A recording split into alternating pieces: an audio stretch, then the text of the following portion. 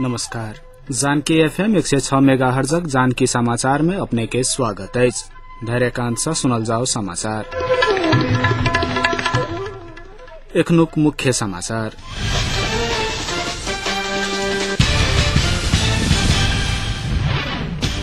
राष्ट्रिय जनगणना 2068 में तराई मधेसक जनता संग विभेद भ रहल तमलोपाक आरोप। जनकपुरक रिक्शा भाड़ा आइस 30% वृद्धि। आ धमसाक विभिन्न स्थान से छापामारी कर पुलिस द्वारा अवैध मदिरा बरामद। राष्ट्रिय जनगणना 2068 क्रम में तराई मधेसक जिला सब में भाषा के खाना में संबंधित व्यक्ति संग छल कैल जा रहल तराई मधेस लोकतांत्रिक पार्टी आरोप लगलक अछि। भाषा संबंधी खाना के तत्काल खाली राख बाद में कार्यालय में नेपाली भाषा भरक काज करबा लेल योजनाबद्ध तरीका से गणक सब के निर्देशित कैल गेल कहैत तमलोपा संबंधित निकाय के ध्यान आकर्षण करलक अछि। जनगणना सन के महत्वपूर्ण काज में एहि प्रकारक विभेदपूर्ण मानसिकता से वैज्ञानिक जनगणना नहीं भ सकत आ भविष्य में मधेसी पीड़ित दलित आदिवासी सहित के सही तथ्यांक नहीं आ सकत कहैत एहि प्रकारक विभेदपूर्ण जनगणना तत्काल रोकबा लेल तमलोपाक महामंत्री गोविंद चौधरी आई विज्ञप्ति जारी कर मांग कयलनि अछि। संगे तथ्यपरक गणनाक अभाव में भविष्य में राज्य पुनर्संरचना काज आ विकासक योजना सब सेहो वस्तुपरक होबक संभावना न्यून रहल कहैत तथ्यपरक गणना करबा लेल विज्ञप्ति में मांग कयल गेल अछि। संगे अपन मातृभाषा संपर्क भाषा सहितक सही तथ्यांक लेल सचेत रहबा लेल संपूर्ण तराई मधेसक जनता से अपील करैत गणक द्वारा कयल जाय वाला धांधली के प्रतिकार करबा लेल तमलोपा आग्रह कयलक अछि। एहि बीच तमलोपा धमसा कार्यकर्ता सब एहि विषय में जिला तथ्यांक कार्यालय धमसा के ध्यानाकर्षण सेहो करलक अछि।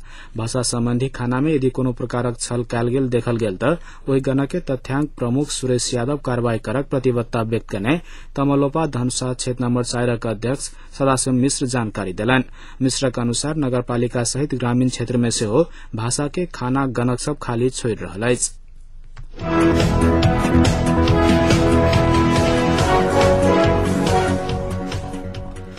जनकपुर नगर में आइस रिक्शा भाड़ा में 30% वृद्धि भेल अछि। जनकपुरक अस्त व्यस्त रिक्शा व्यवसाय के व्यवस्थित करबा लेल जनकपुर नगरपालिका द्वारा बजाओल गेल सर्वपक्षीय बैसा रिक्शा चालक आचार संहिता के संगे भाड़ा में सेहो वृद्धि करक निर्णय कयलक अछि। नगरपालिका कर अधिकृत परमेश्वर झा बढ़ैत महंगी के ध्यान में रखैत रिक्शा भाड़ा में 30% वृद्धि करक निर्णय कयल गेल जानकारी देलनि। जनकपुर में 2065 साल से रिक्शा भाड़ा में वृद्धि नहीं भेल छल। बैसार में जिला प्रशासन, पुलिस, ट्राफिक, उद्योग वाणिज्य संघ तथा रिक्शा यूनियन के प्रतिनिधि सभक उपस्थिति छल। कर अधिकृत झा के अनुसार सर्वपक्षीय बैसार में रिक्शा चालक के अनिवार्य रूपे परिचय पत्र तथा दर रेट पुस्तिका राखक, नाबालिग आ मदिरा सेवन कर रिक्शा नहीं चलावक, रातक समय में बत्ती की व्यवस्था, नियमित नवीकरण आदि की व्यवस्था अनिवार्य कयल गेल अछि। जनकपुर में आंतरिक आवागमन के एकमात्र सवारी साधन रहल रिक्शा चालक द्वारा मनप्रति भाड़ा उठावक आ यात्री संगक दुर्व्यवहारक कारणे सेवाग्राही सब मार्का सहित आयल अछि। जनकपुर नगरपालिका के अभिलेख अनुसार जनकपुर में अखन 3500 रिक्शा दर्ता अछि।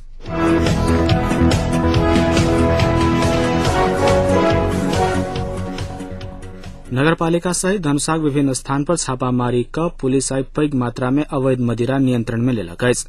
धमसा जिलाक सफी गाम विकास समिति वार्ड नंबर 6 स्थित थापा ठाकुरक उपनामक योगेन्द्र ठाकुरक घर से पुलिस पैघ मात्रा में अवैध मदिरा नियंत्रण में लेने अछि। ठाकुरक घर से 500 लीटर तैयारी मदिरा, 400 लीटर कच्चा मदिरा, एकटा जनरेटर, एकटा मोटरसाइकिल सहित मदिरा उत्पादन में प्रयोग होने वाला अन्य सामान सब नियंत्रण में लेल गेल जिला प्रहरी कार्यालय धमसा जनौलक अछि। ठाकुर अपन घर में अवैध मदिरा उत्पादन कर रहल सूचना प्राप्त भेला के बाद धमसाक प्रहरी उपरीक्षक हरि बहादुर पालक नेतृत्व में गेल पुलिसक टोली छापामारी कर अवैध मदिरा नियंत्रण में लकर नष्ट कयलक अछि। छापामारी के क्रम में ठाकुर के सेहो नियंत्रण में लेल गेल पुलिस जनौलक अछि। तेना जनकपुर नगरपालिका वार्ड नंबर 12 स्थित दूटा घर में सेहो छापामारी कर पुलिस अवैध मदिरा नियंत्रण में लेलक अछि। प्रहरी निरीक्षक रमेश कुमार देव आ मच्छिन्द्र बाबू केसी के नेतृत्व में गेल पुलिसक टोली महेश मंडल आ किशोरी चौधरी के घर में छापामारी कर अवैध मदिरा नियंत्रण में लेने अछि। जिला प्रहरी कार्यालय धमसा के अनुसार मंडलक घर से 500 लीटर तैयारी मदिरा आ 1500 लीटर कच्चा मदिरा तथा चौधरी घर से 600 लीटर तैयारी आ 500 लीटर कच्चा मदिरा बरामद कयल गेल अछि।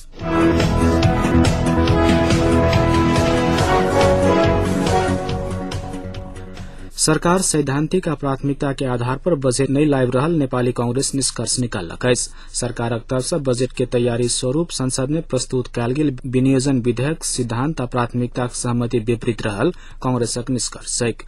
बजेट के अनुमानित आकार सेहो पेश कऽ सरकार गैर जिम्मेवार ढंग से प्रस्तुत भेल कांग्रेस आरोप लगलक अछि। आइ सम्पन्न कांग्रेसक संसदीय दलक बैसार गरीब संघ विश्वेश्वर, गणेशमान शांति अभियान, युवा स्वरोजगार, महिला आय अर्जन सहितक के बजेट में समावेश करबा लेल कांग्रेस मांग केलक अछि। आगामी बजेट के जनमुखी बनावक मांग करैत बजेट जनमुखी नहि भेल तऽ कांग्रेस बजेट प्रक्रिया में सहयोग नहि करक चेतावनी सेहो देलक अछि। तहिना सरकार बदली पदोन्नति सब पर विशेष ध्यान दऽ रहला कारणे एहि के रोकबा लेल कांग्रेस सरकारक ध्यानाकर्षण करलक अछि। एहि बीच संसदीय दलक निर्वाचन में पराजित भेला के बाद से कांग्रेसक वरिष्ठ नेता शेर बहादुर देउवा संसदीय दलक बैसार में उपस्थित नहि भेल छथि। 2 वर्ष पहिने संसदीय दलक नेता रामचंद्र पौडेल से पराजित भेलाक बाद से देउवा संसदीय दलक बैसार में उपस्थित नहीं भऽ रहल छथि। देउवा 2066 साल आषाढ़ 6 गते सम्पन्न संसदीय दलक निर्वाचन में पौडेल से पराजित भेल रहथिन। एहि बीच में कांग्रेस संसदीय दलक 26टा बैसार भऽ चुकल अछि।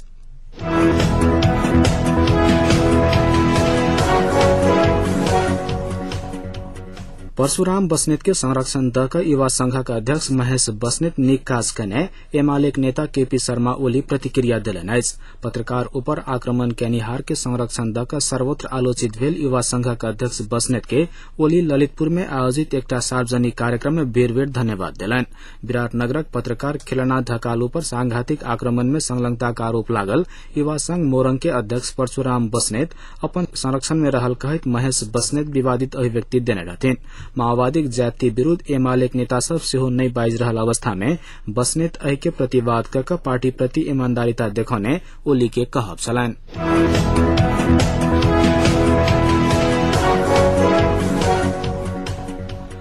उपराष्ट्रपति प्रणन झा संविधान सभा के पछिला बेर बढ़ाओल गेल 3 महीना भीतर संविधानक एकीकृत मसौदा दावा कयलनि अछि।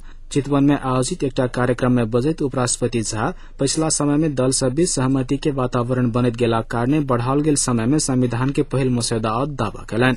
उपराष्ट्रपति झा कहलनि जे बजट में दल सब बीच भेल समझदारी सहमतिक सकारात्मक वातावरण बनौने आ दल सब के जोर शोर से ओहि में लगवा के लेल आग्रह कयलनि। दल सब देशक भविष्य के निर्धारण करय वाला असल खिलाड़ी रहल उल्लेख करैत उपराष्ट्रपति झा कहलनि जे उपराष्ट्रपति त मात्र अभिभावक के भूमिका निर्वाह करत।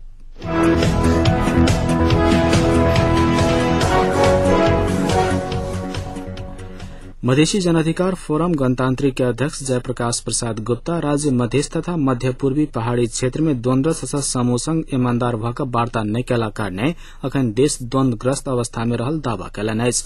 सुनसरी के सदरमुकाम इनरवा में आई पार्टी कार्यालय के उद्घाटन एवं शहीद परिवार आ द्वन्द्व पीड़ित परिवार के सम्मान कार्यक्रम में बजैत अध्यक्ष गुप्ता बहुतो बेर द्वन्द्व समूह संग वार्ता कयला के बादो बेईमानी कयने आरोप लगौलनि। ओ मधेश अधिकार के लेल हथियार उठा कऽ चलि रहल समूह सब संग राज्य 6 बेर धरि वार्ता में बजा कऽ विशेष सुरक्षा योजना लाइव कऽ 2 वर्षक अवधि में करीब 127 गोटे से अधिक के गैर न्यायिक हत्या कयने सेहो उल्लेख कयलनि।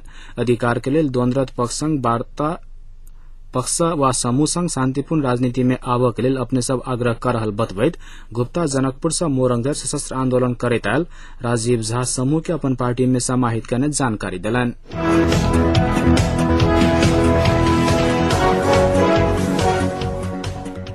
अब जनकपुरक तापक्रम अखन जनकपुर के तापक्रम 34 डिग्री सेल्सियस अछि।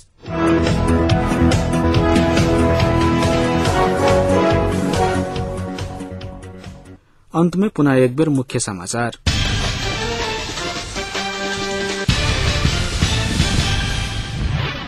राष्ट्रीय जनगणना 2068 में तराई मधेशक जनता संग विभेद भऽ रहल तमलोपाक आरोप।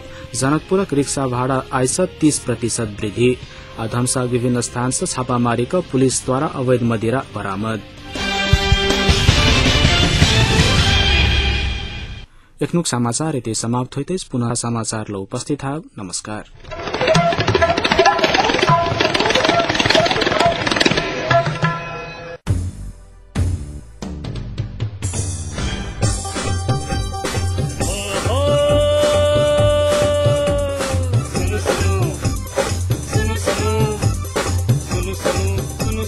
अरे भाई की सुनो पल पल के खबर घर बैसल सुन